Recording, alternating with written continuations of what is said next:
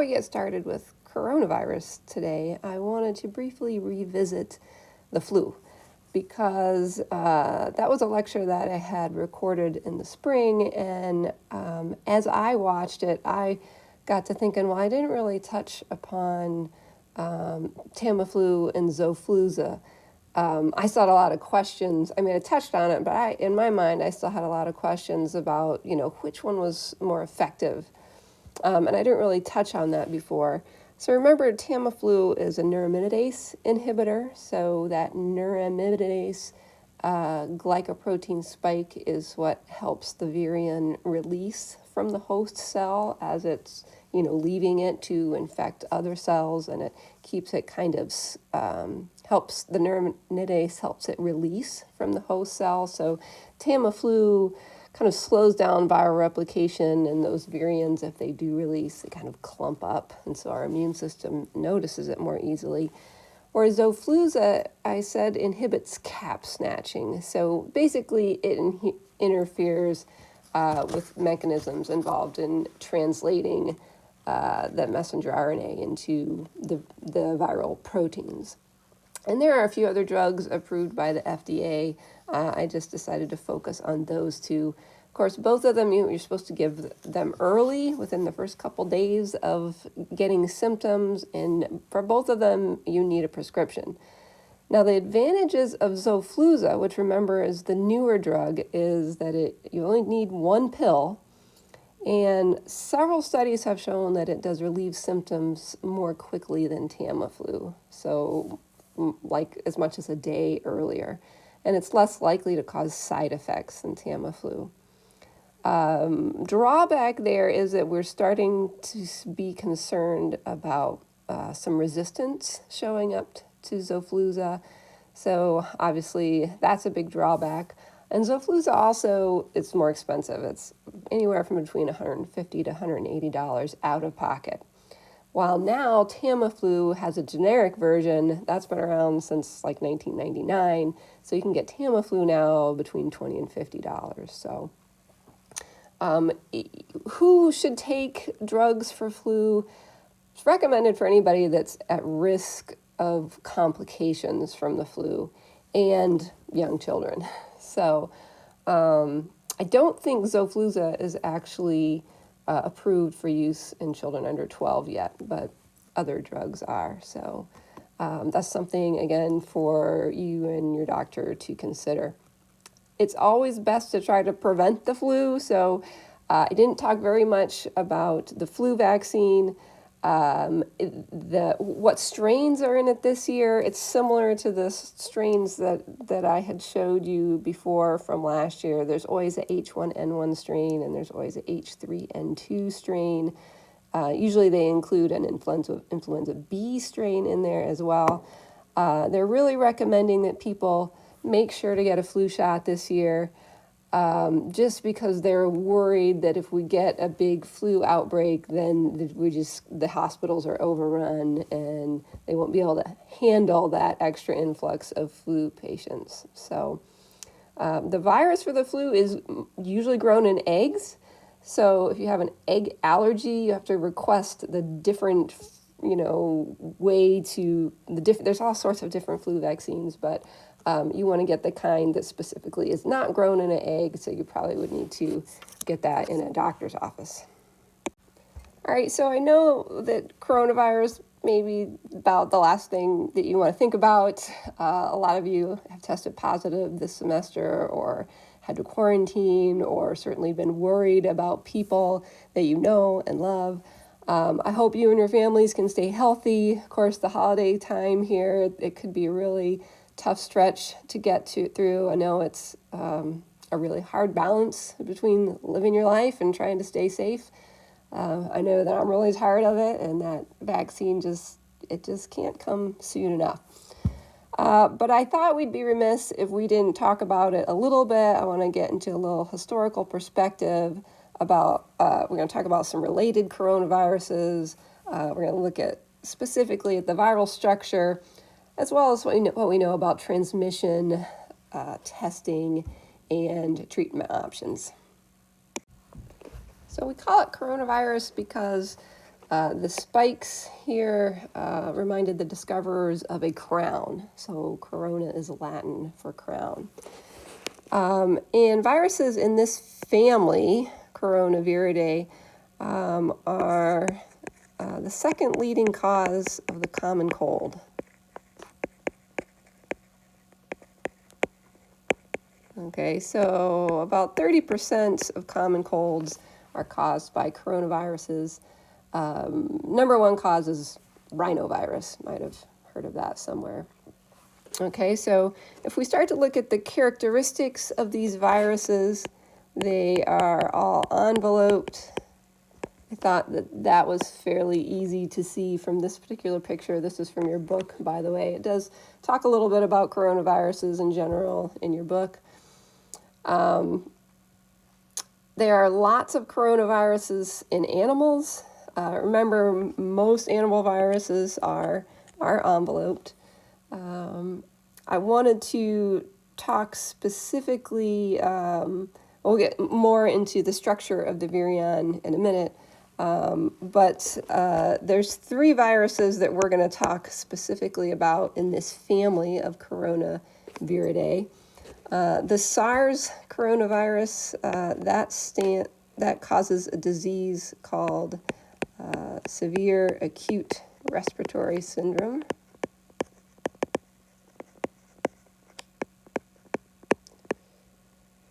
Okay, and we'll get some more in-depth information about that.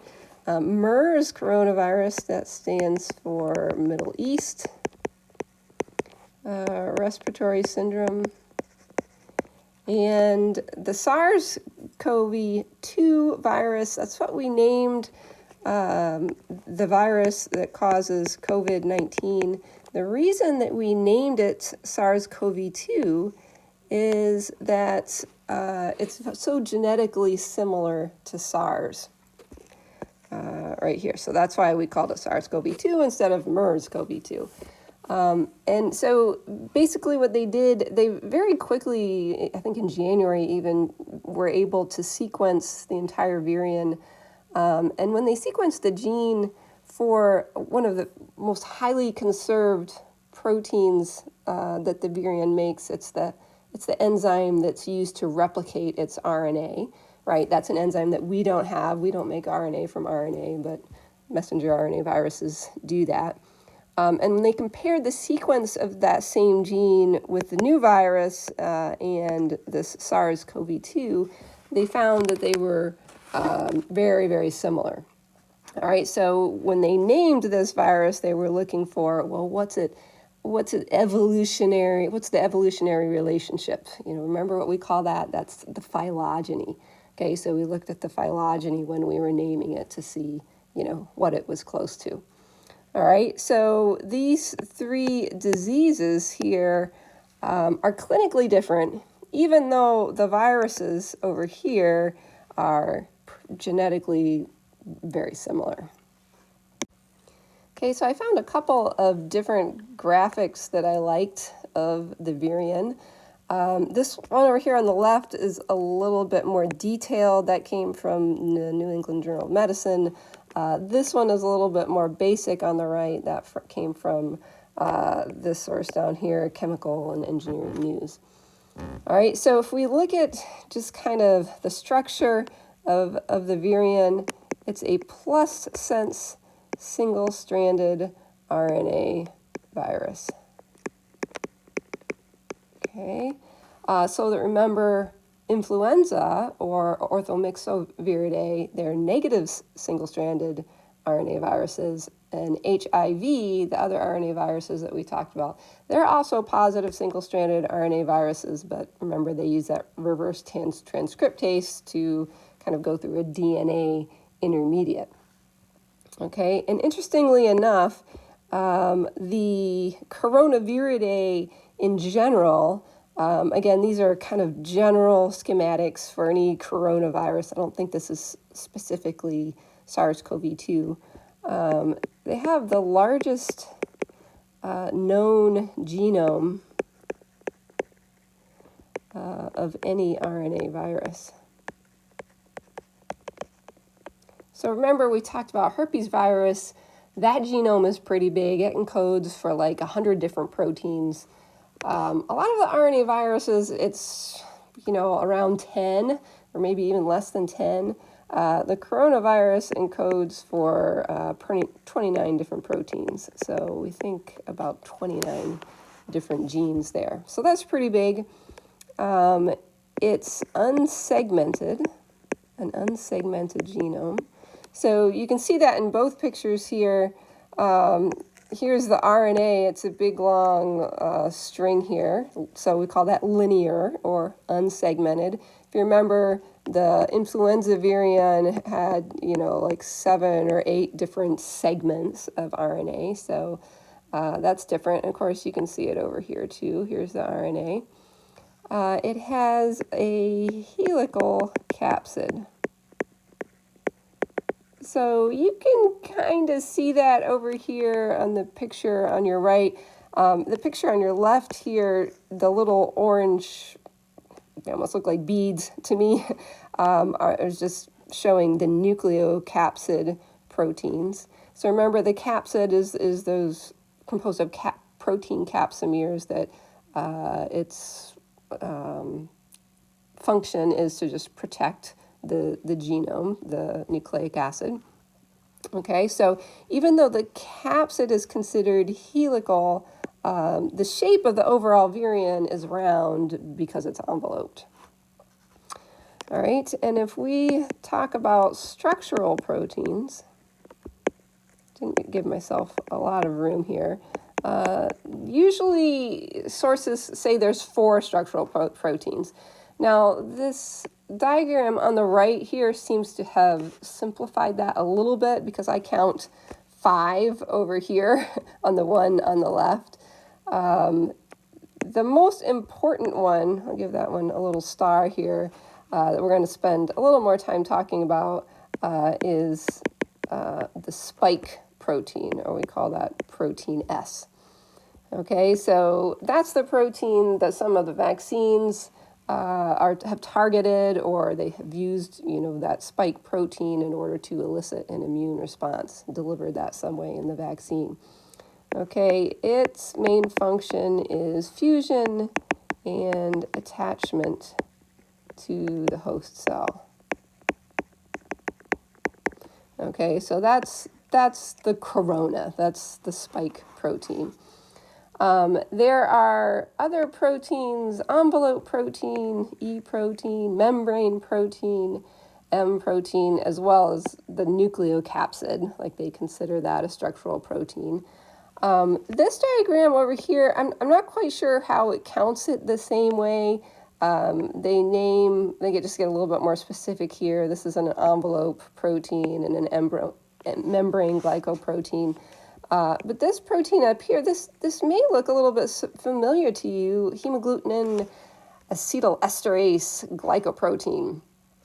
Hemagglutinin should look familiar to you because influenza has the same glycoprotein that we talked about that was necessary for the virion to fuse and attach to the host cell. So the function here is similar to influenza. Of course, it recognizes a little bit different receptor on the surface of our host cells, but we think together with the spike protein, it helps recognize host cell receptors and fuse with that host cell. Okay, so again, whether you call that an M protein or an E protein, we're not going to worry about that, but those are, again, the 4 structural proteins of coronavirus. All right, so talking about reservoirs for coronavirus in general. All right, so all coronaviruses are zoonotic. So they can be transmitted between animals and people, but usually they only infect their one specific host. So cow coronavirus only infects cows, and pigs coronavirus only infects pigs, for example. But there's just a whole plethora of animals. It really goes on and on, the kinds of animals that, again, can harbor coronavirus. Very rarely, those viruses can mutate and be able to spread from an animal to people. So that's what we think has been the case with both SARS and MERS and COVID-19. So this is a very rare thing that we think. But if you take a look, back in the spring, the whole concept of the wet market came under a lot of scrutiny. What is a wet market? That's these huge markets that they have not only in China but other parts of the world. A wet market sells produce, fresh fish, and meat, as well as live animals. So in southern China, what kind of live animals are there? Pretty much anything you can think of here, and lots of things that you would have probably never thought of. So, for example, wolf cubs, salamanders, crocodiles, scorpions, rats, squirrels, frogs, civets, turtles. You can see some turtles right there. And a lot of times these animals are kept in really small cages, unhygienically, and in some cases stacked on top of each other. So, the poop from one animal is raining down on other animals. And they're not selling these as pets, but people, it's kind of become a cultural thing, especially in southern China, to eat wild and especially exotic mammals as a status symbol. All right, so there's a saying that the locals in southern China will eat anything that flies except a plane and anything with 4 legs except a table. All right, so this is a perfect place for viruses to intermingle between species. This is where we think it all originated. The first patients from Wuhan that had COVID-19, they were all vendors in that Wuhan wet market. So I want to talk a little bit about SARS-CoV. The original SARS, this outbreak happened in 2002 and 2003, and this really should have been a wake-up call that coronavirus is something that really we need to pay a lot of attention to. There's a lot of similarities between SARS, MERS, and COVID-19. We'll see that SARS and MERS are much more deadly. Thankfully, COVID-19 is not as deadly as those infections, but COVID-19 is much more transmissible, unfortunately. Okay, so if we look back at that time, about 18 years ago, there was about 8,000 cases, 774 deaths, so mortality rate was somewhere around 9%. And like we're seeing with COVID-19, that was much worse in older people than younger people. So where do we think this infection came from in terms of reservoirs? So remember, reservoir is where in the environment that pathogen has kind of where does it hide out, basically. We think now that for SARS, that the original reservoir is the lesser horseshoe bat. Okay, so this is just a little bat. It would fit into the palm of your hand, actually. So that's the original reservoir.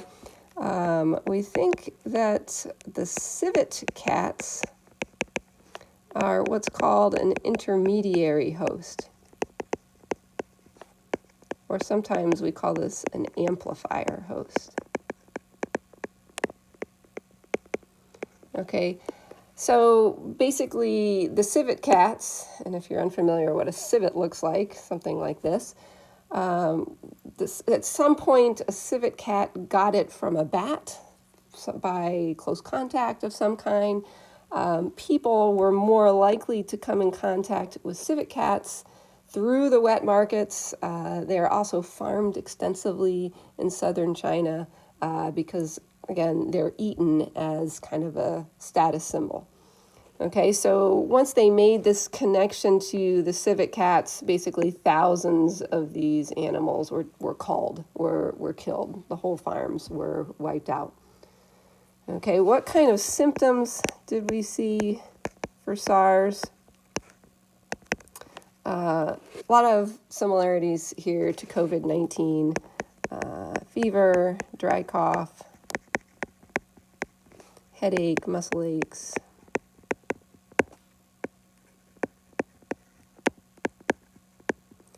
Difficulty breathing. And when it was severe enough, death would be due to respiratory failure.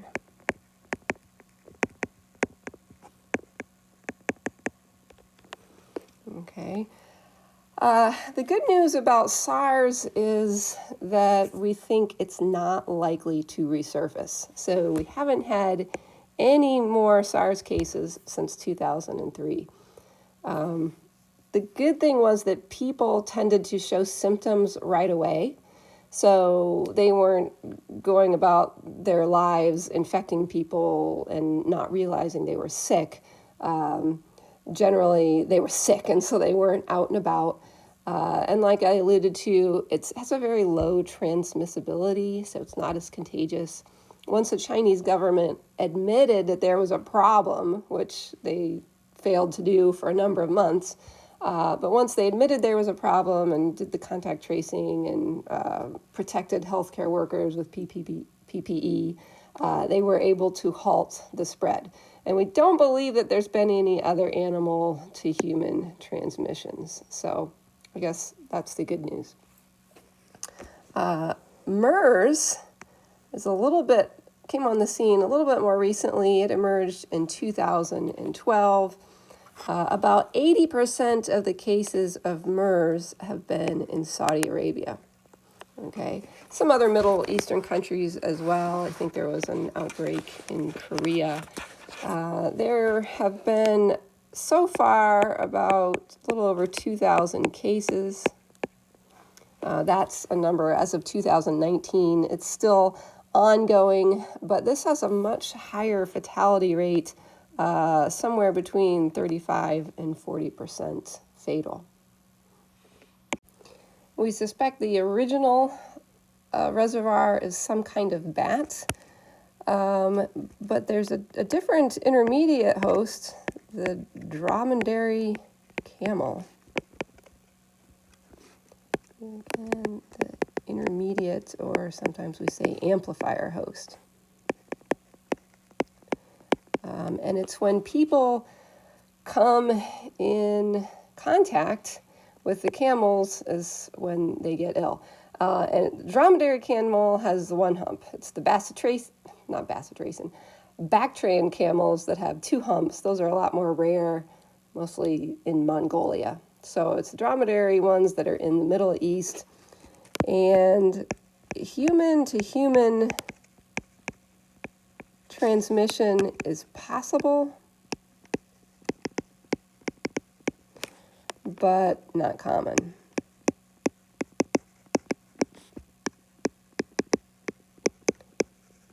So there have been some human-to-human transmissions, like in healthcare settings, when healthcare workers didn't have protective equipment. But for the most part, people get this when they're in close contact with camels. So most people contract after contact with camels. So that's why we're seeing it mostly in the Middle East. So what have we done to try to slow the spread? There are regulations on camel movement, PPE required for camel handlers, and now there's rules banning the consumption of unpasteurized camel milk as well as camel urine. So apparently that's a thing, ingesting camel urine. And if you don't believe me, you can check out this article down here. According to the WHO, we should not be drinking camel urine. Okay, what kind of symptoms do we see? And the symptoms can range from mild to severe. Again, some of the same types of things, fever, cough, that can turn into pneumonia. A little more likely to affect the kidneys or the lining around the heart. Okay. No vaccine, either for SARS or MERS. Okay. All right, zeroing in on COVID-19. Get some specifics here. So the signs and symptoms, you know this because hopefully you self-assess every day, or you had been all semester anyway. You know, the fever, the dry cough, runny nose, sore throat, loss of taste and smell is pretty common, at least for a time. Usually that kind of gradually comes back. The people that I've talked to that have recovered just talk mostly about being so drop dead tired. Okay, incubation period is between 2 and 14 days. Hopefully at some point we'll be able to narrow that down a little bit. I think it's most common more like 4 or 5 days. So 2 to 14 days, we'll say, after exposure. Okay, so you can be exposed and contagious for that period of time, you know, even before any symptoms appear. And we think up to about 20% of people are symptom-free. So that's not quite as many as we originally thought, or we were, you know, worried about. But so in other words, most people, 80% of people, eventually develop symptoms. Even if they test positive and they don't have any symptoms, usually they go on to at least have some symptoms. We're still arguing about the case fatality rate. So the numbers that I looked up as of September, this source didn't really nail it down very much, but somewhere less than 3% if you are less than 60 years old. And for people that are 60 or older, it's going to be a fatality rate of greater than 30%. Okay, so those are just kind of ballpark figures. Again, MERS and SARS were much higher fatality rate, but since COVID is more infectious, we've had a huge number of people overall, and overall more deaths. So as of yesterday, December 7th, we have had about 282,000 deaths in the U.S. And when I recorded this lecture in the spring, it was, April something, there was like 80,000 deaths worldwide. I thought, wow, that's a lot. And we've come a long way. Okay, so this is way more than what we would ever see on the very, worst year of influenza. Okay, and the different sources kind of argue about whether the fatalities are decreasing. Some sources say, well, it's more likely for younger people to get it, so we have less people dying, and that's why it seems like not as many people are dying. But other sources say, no, we're getting better at treating it, and the fatality rate's going down a little bit. But that's okay. Sorry, I got my phone on mute now. All right, so transmission. Oh boy, there's been an awful lot talked about the transmission. We think probably within 6 feet, it's transmitted by respiratory droplets.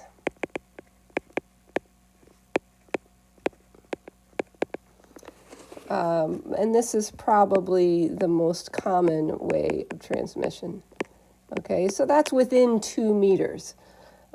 This is large droplets, sneezing, coughing, singing, where it lands in somebody else's nose or mouth. and they inhale it, and that's how somebody gets sick. So wearing a mask properly is going to do a lot to slow down this transmission by respiratory droplets. Less often, we think COVID-19 is transmitted by smaller respiratory droplets, the ones that are so small that they stay suspended in the air for a long time. So we think that, oops, I guess I have trouble spelling airborne. We think that COVID-19 is considered airborne as well. So remember, a month ago when we were talking about infection, we said anything that can travel more than a meter is considered airborne.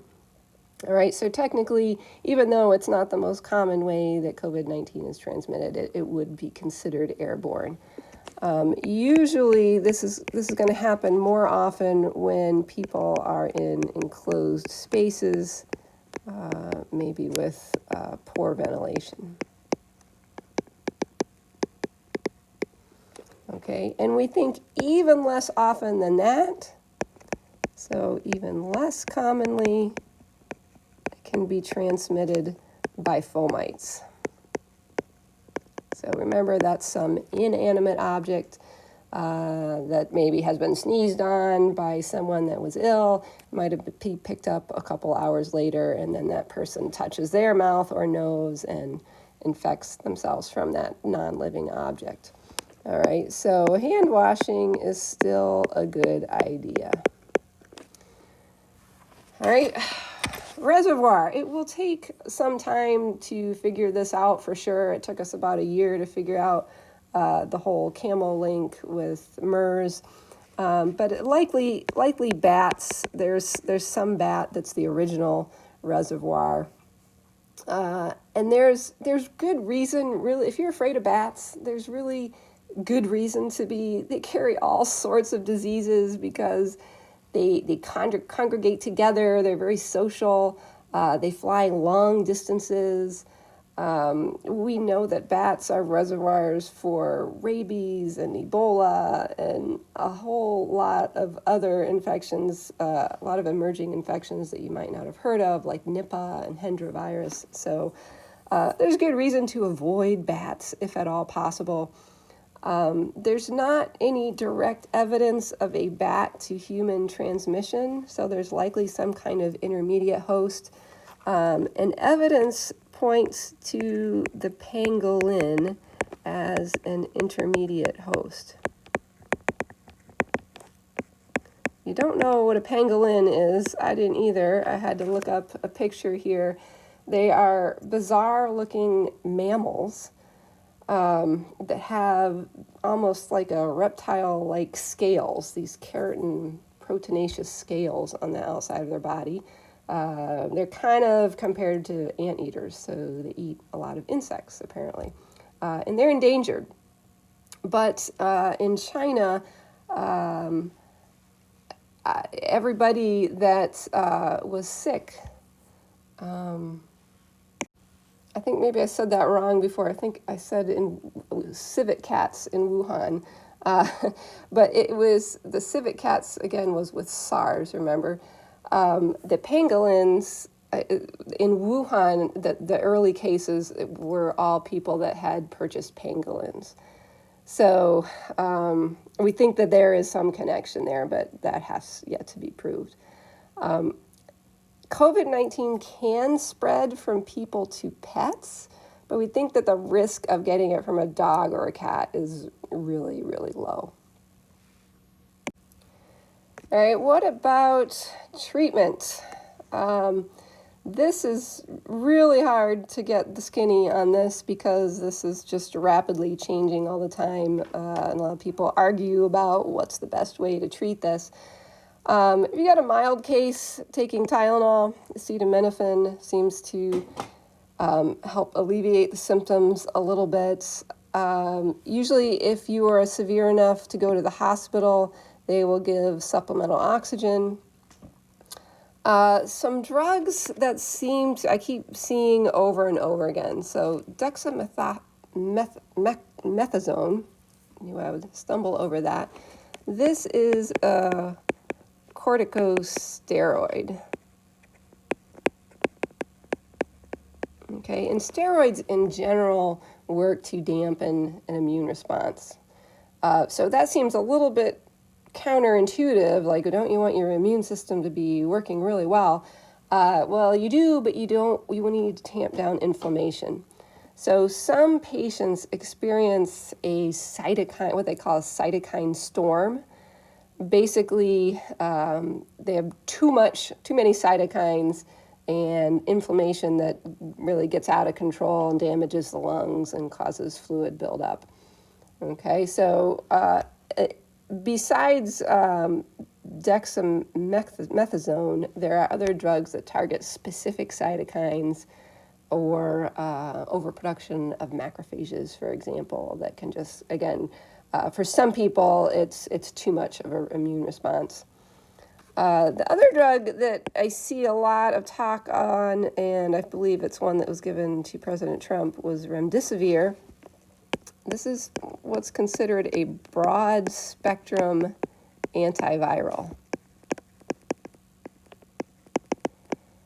All right, so basically this has been a drug that's been used for other viral infections like Ebola. So we have good data that says it's safe. All right, so that's the first thing. You want to make sure that the drug you give is not going to do harm. All right. So then if you're not sure if it's doing any good or not, well, then it makes sense to at least try it, right?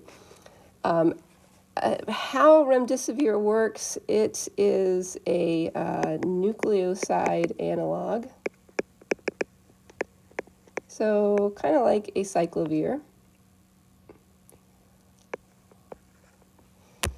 Okay, it causes premature termination of RNA replication. So its structure, again, it looks like a nucleoside. The RNA polymerases for the virus are more indiscriminate, and they will, use it as they're copying their RNA. But it doesn't have that 3' hydroxyl group, so it causes premature chain termination. Also, something that's been tried, again, because it can't do any harm, is convalescent plasma. So these are antibodies that have been recovered from people, that have recovered. I should say harvested from people that have recovered. Okay, really, it's not settled whether either of these two things are really doing a lot of good. But again, it doesn't hurt to try. The mechanical ventilation was being used much more so earlier in the epidemic. I think that's being used a little bit less now. I don't know whether they're relying more on drugs or whether they've just found that it doesn't often do a lot of good. They usually will what's called proning patients, so they lie them on their stomachs. Apparently that helps them to breathe a little bit easier. And of course, vaccine, we've talked about that extensively. Any day now, we're waiting for the FDA to approve it, so it should be very interesting, the rollout of that vaccine and who gets it, and hopefully that goes smoothly. Apparently, Grand Valley is going to be getting vaccine, and they're going to be distributing it here. No idea of the time frame there, but that's good news. And lastly, I forgot to give myself a little bit more space to do this, but I wanted to talk about the testing a little bit because I know early on I was seeing, you see things on Facebook or whatever where, people were saying, well, the tests don't do any good and they just test for any old coronavirus and you can't believe anything and da-da-da-da. So I just wanted to talk briefly about how those tests work. So the nasal swabs, either the ones that, go way in to your brain almost, or either the ones that Grand Valley's been administering, the ones that you kind of just don't have to push in your nose quite so far, They are, so the nasal swabs are either genomic testing or antigen testing. All right, so what's the difference there? The genomic testing ones, these are using a molecular biology technique called PCR, polymerase chain reaction. So you're catching some virus on that swab, hopefully, and then reagents are added to break the viruses open. You add some primers there, and basically you put it in a PCR machine in order to basically replicate the nucleic acid many times. So you replicate it enough until certain markers can be read in order to tell if it's positive or not, if there's actually that viral nucleic acid there. All right, so this is the kind that we did at Grand Valley, and this is very specific, and it has the lowest error rate. Okay, there's also those nasal swabs. Some of them are considered antigen tests, and basically they detect viral proteins. This is a little bit quicker, but it's a little bit less sensitive. So you're going to have just a little bit, some more inaccuracies. Okay. The other way we could test is we're testing for immunoglobulins. Okay, so in other words, we're testing for antibodies in the blood. So this is a serological blood test. We're trying to detect both IgM, which remember are usually the first antibodies in a reaction, and IgG. So you use specific viral antigens to try to detect those antibodies. So typically you would do that, if you're trying to find out if somebody has been infected in the past. It doesn't really tell you whether they have an active case or whether they're infectious right now. Okay, so that's the end of the material that's going to be covered on the final. Remember, that's Thursday, December 17th, 10 o'clock. You've known that date since August. So if you have a conflict with that time, I am open to you taking it early.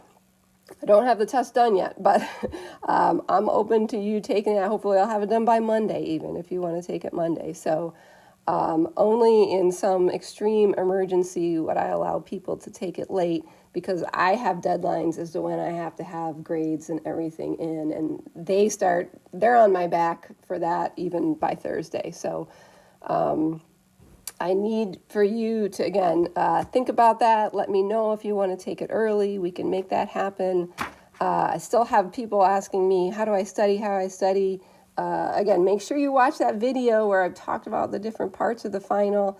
I would concentrate on the most recent material. So know these pathogens in and out, virulence factors, what's the vaccine, how do we treat it to some extent, maybe a little bit less about that, but signs and symptoms of the infections. Those are things you're going to want to know in and out. If you're going to go back and study stuff from all semester, then Chapter 3, the cell structures, the metabolism, Chapter 5, the genetics, Chapter 7 are good ones to focus on. The Chapter 16 is the other one I said. Remember, that should be a little bit more fresh in your mind because we had just done the whole section on immunity. So make sure you take a look at what that matching is going to look like. But feel free to drop in office hours if you want to talk about anything. And I hope to see you all around next semester. Take care.